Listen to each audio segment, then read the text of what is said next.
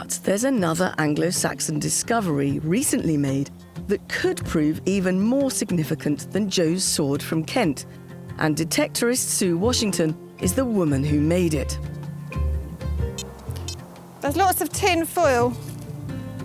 Today, Sue's on a club dig near Marlow in Buckinghamshire. But as her husband Mick can attest, this was never meant to be her hobby.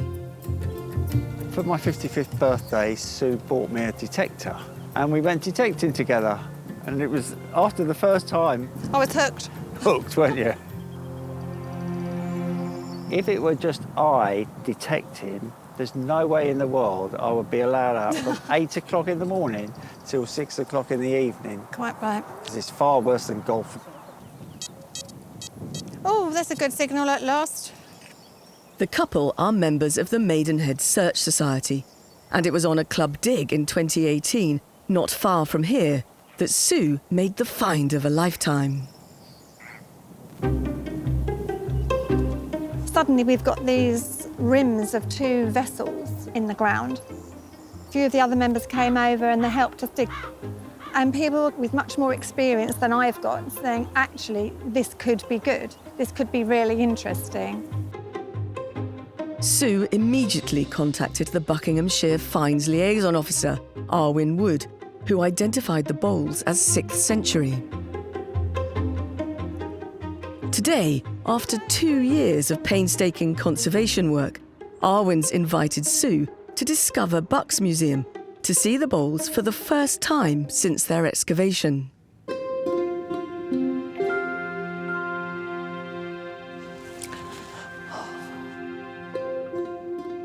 Wow, unbelievable.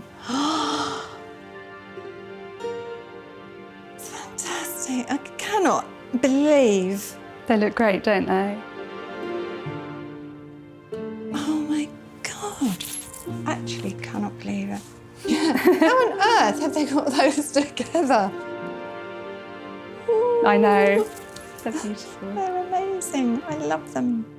The copper alloy bowls are similar to silver ones recovered at Sutton Hoo, which are now a key part of the exhibit at the British Museum. Oh, do you remember, guys?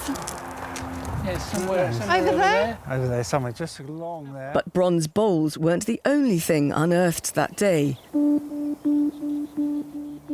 A toe bone confirmed that Sue had stumbled upon an ancient grave. We had mixed feelings about finding a grave. It's lovely to find, but then he's there. He should be staying there, really, with all his goods. We gave him a name, didn't we, sir? Yeah, we did. Gave him a name, Ned. Archaeologists began the investigation into Ned's burial ground, but it wasn't until the summer of 2020 that funds were raised by the University of Reading to carry out a full excavation.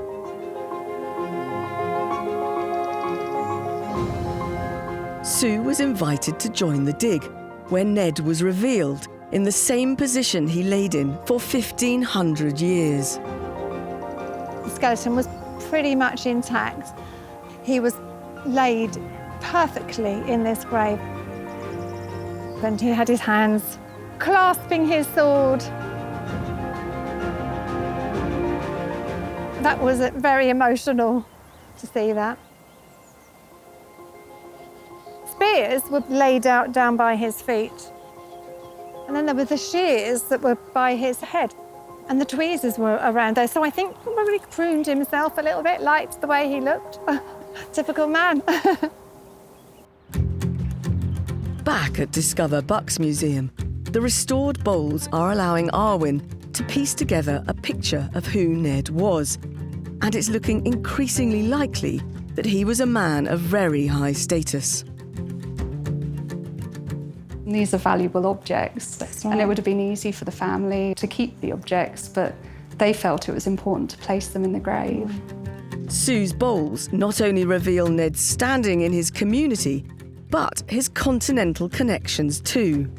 They're 6th century, so it's early in the period. They're either made on the continent or copying objects made on the continent, which shows that he had links with the continent or he was a first or second generation immigrant. Fantastic. Yeah. I mean, I had no idea the importance of it. It would be interesting now to find out a little bit more about him. Yes, definitely. The skeletal remains have been undergoing research at the University of Reading, and experts are almost ready to share their findings, so Sue can finally get a better sense of who Ned really was.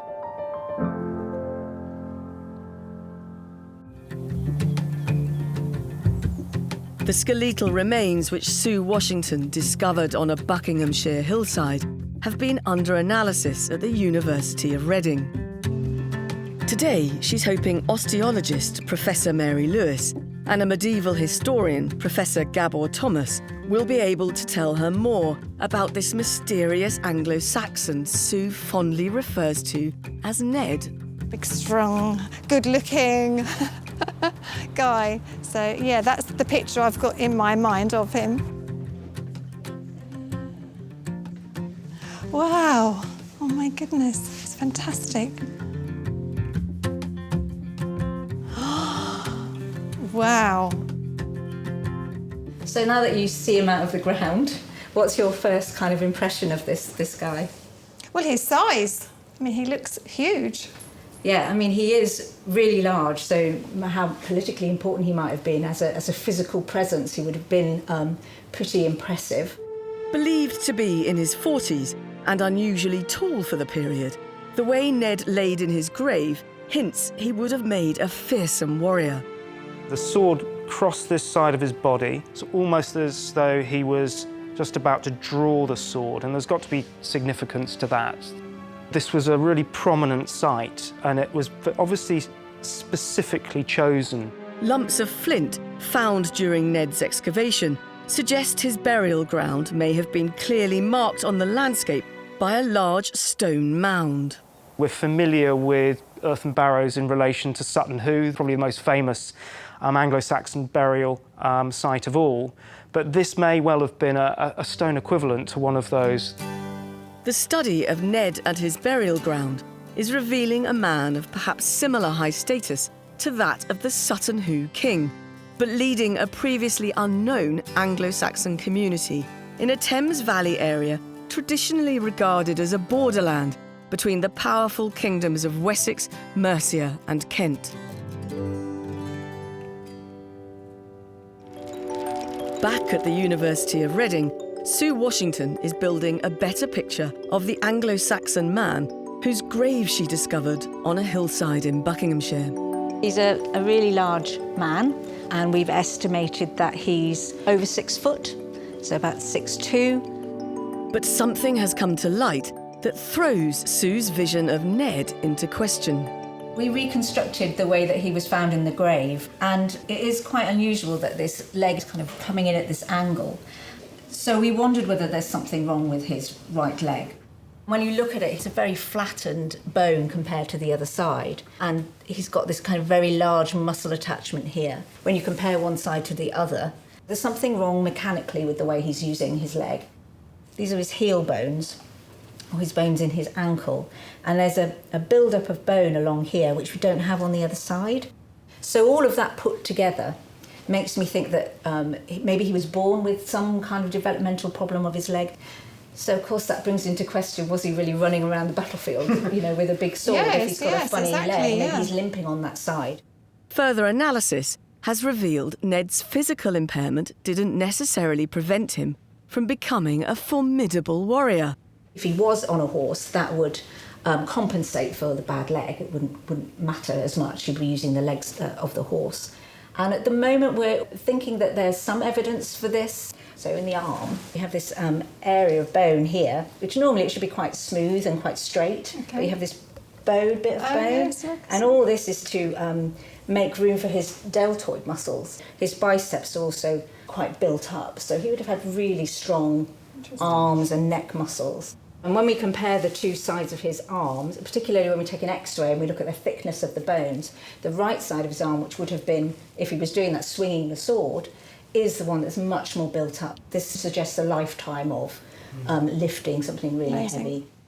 He was in many senses, larger than life. And that's why so much effort was put into his burial. I'm amazed what you guys can find out from all these little bits and bobs. Putting that story together is just fantastic. I can imagine him on a horse, you know, riding through these fields and probably looking down on his people down the hill. Her find has led experts to reimagine their maps of Anglo-Saxon England and reassess what a disabled man could achieve 1,500 years ago.